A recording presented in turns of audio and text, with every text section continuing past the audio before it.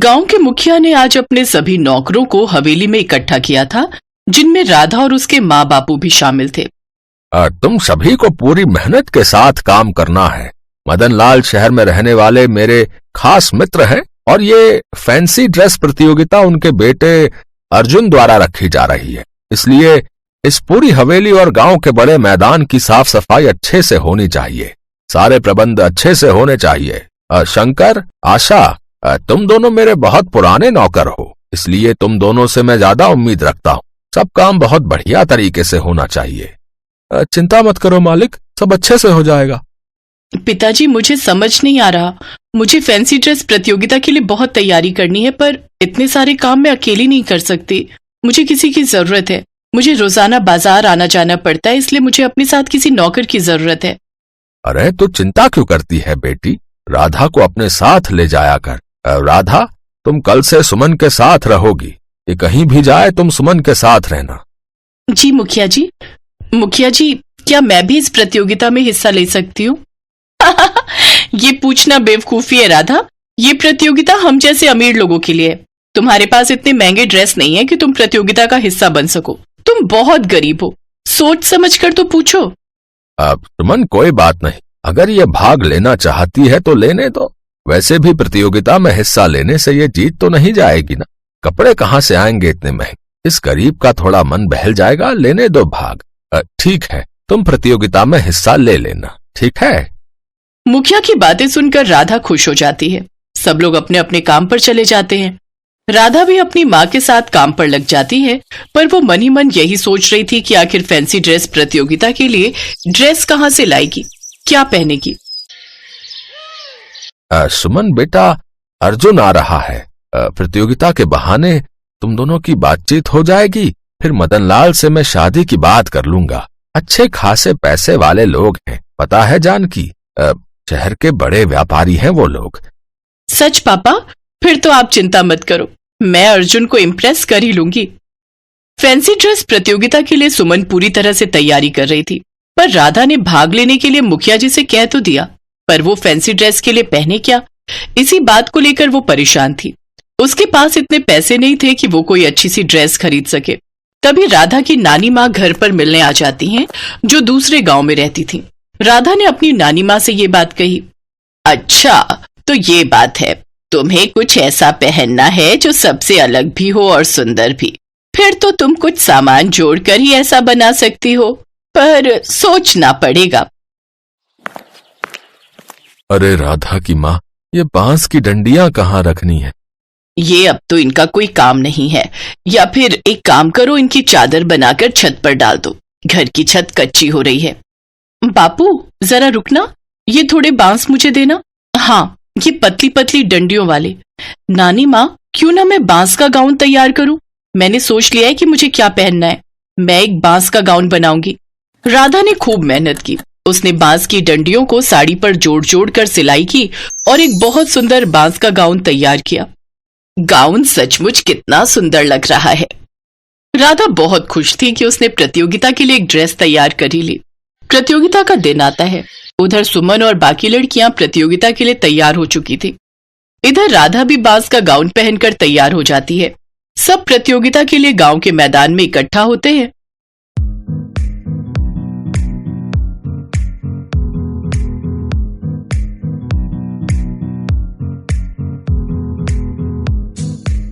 हर किसी की नजर राधा पर ही टिकी थी, क्योंकि राधा का बांस का गाउन बहुत सुंदर लग रहा था। अर्जुन भी इतनी सुंदर ड्रेस देखकर हैरान था। अचानक सुमन राधा पर हंसने लगती है। तुम्हें लगता है तुम ये बांस की गंदी सी ड्रेस पहनकर ये प्रतियोगिता जीत जाओगी? नामुमकिन। ये प्रतियोगिता मैं ही जीतूंगी, और साथ में अर्जुन का दिल भी। इसलिए तुम अपने दिमाग से एक ख्याल निकाल दो कि तुम्हें इस प्रतियोगिता में कोई स्थान भी मिलेगा। तुम जैसे गरीबों के लिए ये प्रतियोगिता नहीं है। ये प्रतियोगिता हम जैसे अमीरों के लिए है। मेरे पापा ने तो बस ऐसे ही तुम्हें इस प्रतियोगिता में हिस्सा लेने के लिए कह दिया था, क्योंकि वो जानते थे कि तुम जैसी गरीब लड़कियां इन बड़ी प्रतियोगिताओं में हिस्सा लेने के लिए तरसती रहती हैं। खैर छोड़ो, अर्जुन और बाकी जज विजेता घोषित कर रहे हैं। मेरा नाम आने वाला होगा प्रथम पुरस्कार के लिए। मुझे ये देखकर बहुत खुशी हुई है कि इस प्रतियोगिता में सबने बहुत ही मेहनत और लगन के साथ हिस्सा लिया है। सबकी ड्रेसेस बहुत सुंदर हैं, पर यहाँ पर एक प्रतियोगी है जिसने सबसे अलग ड्रेस पहनी है और लगता है कि वो ड्रेस उस प्रतियोगी ने खुद बनाई है। यस, राधा। राधा आज की फैंसी ड्रेस प्रतियोगिता की प्रथम पुरस्कार विजेता है। सुमन हैरान रह जाती है। सब लोग तालियां बजाते हैं। राधा बहुत खुश थी। उसे प्रथम पुरस्कार दिया जाता है। राधा की माँ, बापू और नानी माँ उसकी खुशी में शामिल होते हैं। सबकी आंखों में खुशी के आंसू थे।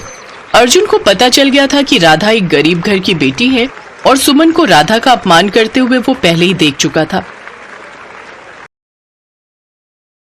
नागपुर में रहने वाली रचना एक दिन स्कूल से आकर अपनी माँ से कहती है, माँ, कल स्कूल की तरफ से सभी बच्चों को पिकनिक पर ले जा रहे हैं। उसके लिए सभी बच्चों से टीचर ने 300 रुपए लाने के लिए कहा है। माँ, तुम भी अपनी बिटिया को पिकनिक पर जाने के लिए पैसे दोगी ना? बिटिया, तुझे तो पता ही है कि आजकल मेरे कपड़े सिलने का काम बहुत कम हो गया है, क्योंकि मेरी सिलाई मशीन ठीक से काम नहीं कर रही है और आजकल के लोग भी सिले हुए कपड़े लेना ही ज्यादा पसंद कर रहे हैं। ऐसे में कमाई भी बहुत कम हो गई है। दरअसल संतोष के पास जो सिलाई मशीन थी वो बड़ी ही पुरानी हो चुकी थी, क्योंकि वो एक सेकंड हैंड सिलाई मशीन थी जिसे वो किसी से खरीद कर लाई थी। रचना बहुत ही समझदार बच्ची थी।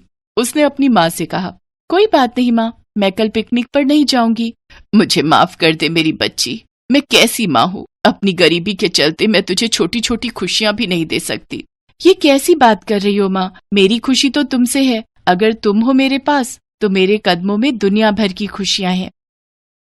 संतोष लोगों के कपड़े सिलने का काम करती थी, लेकिन अब तो ज्यादातर लोग मॉल से ही कपड़े खरीदते हैं या फिर ऑनलाइन रेडीमेड कपड़े मंगाया करते हैं। इसीलिए संतोष को छोटे मोटे काम से ही अपना गुजारा चलाना पड़ता है, जिससे उसकी कमाई भी बहुत कम हो रही थी। दोनों माँ बेटी कम पैसे में ही किसी तरह अपनी जिंदगी की गाड़ी आगे बढ़ा रही थी।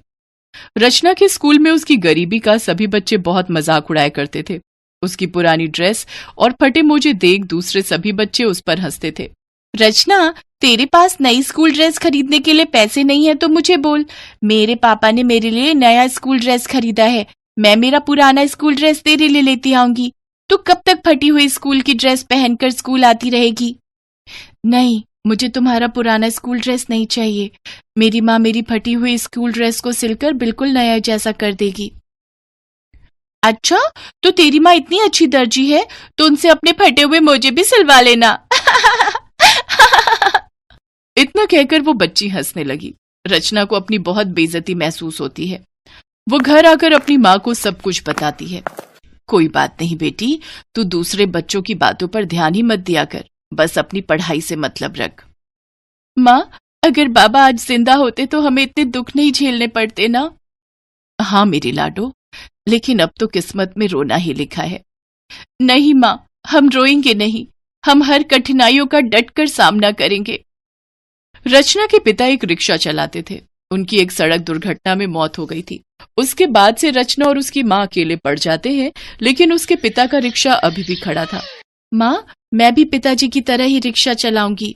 लेकिन रचना, अभी तुम बहुत छोटी हो, तुम रिक्शा कैसे चला पाओगी? माँ, तुम चिंता मत करो, मैं रिक्शा चला लूंगी।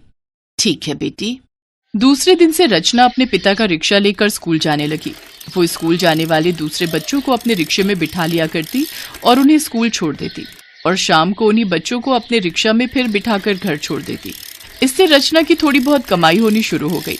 वो घर खर्च चलाने में संतोष की मदद करने लग गई, लेकिन इन सब से उसके स्कूल के दूसरे बच्चे भी उसका मजाक उड़ाने लगे और उसे रिक्शा वाली कहकर चिढ़ाने लगे। तो क्या हुआ, मेहनत करती हूँ और पैसे कमाकर अपनी माँ का हाथ बटाती हूँ, किसी के आगे भीख तो नहीं मांगती हूँ ना? रचना अपने जवाब से सभी का मुंह बंद कर देती। ऐसे ही कुछ दिन बीत जाते हैं। फिर एक दिन स्कूल में प्रिंसिपल मैम अनाउंसमेंट करती हैं, बच्चों, परसों हमारे स्कूल में फैंसी ड्रेस प्रतियोगिता है। सभी बच्चों को इस प्रतियोगिता में हिस्सा लेना है। जो बच्चा इस प्रतियोगिता में प्रथम आएगा उसे पूरे 20,000 का इनाम दिया जाएगा। अनाउंसमेंट सुनते ही रचना ने सोचा, ये इनाम मुझे मिल जाए तो माँ के लिए नई सिलाई मशीन आ जाएगी, लेकिन फैंसी ड्रेस प्रतियोगिता में पहनने के लिए मेरे पास कपड़े कहाँ से आएंगे? रचना की क्लास के बच्चे उसे बोलते हैं, रचना, फैंसी ड्रेस कंपटीशन में तू कौन सी ड्रेस पहन कर आएगी? ये क्या पहनेगी? इसके पास तो स्कूल की ड्रेस भी ढंग से पहनने को नहीं है। रचना, मेरे पास एक पुरानी ड्रेस है, तू कहे तो मैं तेरे लिए ला दूं? नहीं, मुझे तुम्हारे कपड़ों की जरूरत नहीं है, मेरी माँ है ना, वो मेरे लिए कुछ सिल लेगी। हाँ, तेरी माँ ने दूसरों के कपड़े में से चोरी करके कुछ कपड़े तो बचा ही लिए होंगे, उन्हीं कपड़ों में से कुछ ड्रेस बनवा लेना। अपनी सहेलियों की बात सुनकर रचना उदास हो जाती है। जब वो स्कूल से घर आती है तो संतोष उसे खाना निकाल कर देती है। रचना, मेरी लाडो आ गई, आकर खाना खा ले। नहीं माँ, मुझे भूख नहीं है। क्यों भूख नहीं है? तू तो अब पहले से दुगनी मेहनत कर रही है। तू अगर ठीक से खाना नहीं खाएगी तो पढ़ाई और काम दोनों एक साथ कैसे करेगी? तब रचना स्कूल की सारी बात अपनी माँ को बताती है। माँ, स्कूल में सभी बच्चे मेरा बहुत मजाक उड़ाते हैं। माँ, मेरे स्कूल में फैंसी ड्रेस प्रतियोगिता है और मुझे वो प्रतियोगिता हर हालत में जीतनी होगी ताकि मैं उन सबका मुंह बंद कर सकूं। लेकिन प्रतियोगिता में पहनकर क्या जाएगी? मेरे पास तो इतने पैसे नहीं है कि मैं तुझे कोई ड्रेस दिलवा सकूं बेटी। तभी रचना का ध्यान घर पर रखी अपनी पुरानी कॉपियों की ओर जाता है। वो सभी कॉपियां भर चुकी थी और एक कोने में रखी हुई थी। माँ, मेरी ये सभी कॉपियां किस दिन काम आएंगी? हम इन कॉपीज के कागजों से एक प्रिंसेस गाउन बनाएंगे। कॉपी के कागज से गाउन? हाँ माँ, कॉपी के कागज से गाउन। इससे पहले ये गाउन किसी ने देखा भी नहीं होगा।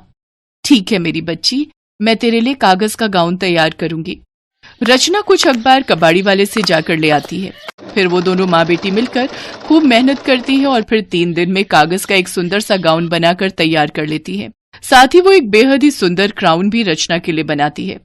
आखिरकार प्रतियोगिता वाला दिन भी आ जाता है और रचना कागज का गाउन और क्राउन पहनकर उस प्रतियोगिता में जाती है। उसे देख सब बच्चे उसका मजाक उड़ाने लगते हैं। अरे रचना, ये तू क्या पहन कर आई? बच कर रही हो, कहीं हवा चली और तेरा ये गाउन उड़ ही ना जाए। मैंने और मेरी माँ ने इसे बनाने में बहुत मेहनत की है। कागज का गाउन बनाने में बहुत मेहनत लगी है हमारी। कुछ देर बाद प्रतियोगिता शुरू होती है। सभी लड़कियां स्टेज पर एक एक करके आती हैं और रैंप वॉक करती हैं। फिर सबसे आखिर में रचना अपना कागज वाला गाउन पहन कर आती है। उसका कागज का गाउन जजेस को बहुत पसंद आता है और उन्होंने रचना को विजेता घोषित करते हुए उसे फर्स्ट प्राइज के साथ 20,000 का इनाम दिया और कहा, रचना, तुम्हारा कागज का गाउन सबसे हटके और सबसे अलग था। इससे पहले मैंने कभी ऐसा गाउन नहीं देखा। सर, ये मेरी माँ की मेहनत का नतीजा है। उन्होंने इस गाउन को बनाने में बहुत मेहनत की है। अच्छा, अगर वो भी यहाँ है तो उन्हें स्टेज पर बुलाओ। रचना की मदर कृपया करके अब स्टेज पर आए। संतोष स्टेज पर आती है। जजेस उसकी कारीगरी की खूब तारीफ करते हैं और फिर ऑडियंस में बैठे सभी बच्चों के पेरेंट्स ताली बजाकर उसका सम्मान बढ़ाते हैं। ये देखकर संतोष की आंखों में आंसू आ जाते हैं। फिर रचना अपनी माँ को वो इनाम और ट्रॉफी देती है, साथ ही उसके पांव भी छूती है। रचना के क्लास की सभी लड़कियों के सर शर्म से झुक गए। संतोष और रचना खुशी खुशी घर आती हैं। फिर इनाम में मिले पैसों से रचना अपनी माँ के लिए सिलाई मशीन खरीदती है। कुछ ही दिनों में उसके कागज के गाउन की तारीफ हर जगह होने लगती है और कपड़ों के बड़े बड़े व्यापारी उसके यहाँ आने लगते हैं और उसे बड़े ऑर्डर देकर जाते हैं। इतना सारा काम मिलने की वजह से संतोष खूब पैसे कमाती है। अब वो और रचना अमीर हो जाते हैं। Best buddies. Hello friends. Thanks for watching this video. अगर आपको ये वीडियो पसंद आया है तो प्लीज लाइक, सब्सक्राइब, कमेंट्स करें इस वीडियो पर और हाँ, शेयर करना भी ना भूलें। और भी मजेदार वीडियो देखने के लिए नीचे दिए गए बेल आइकॉन को दबाएं। देखते रहिए बेस्ट बडीज।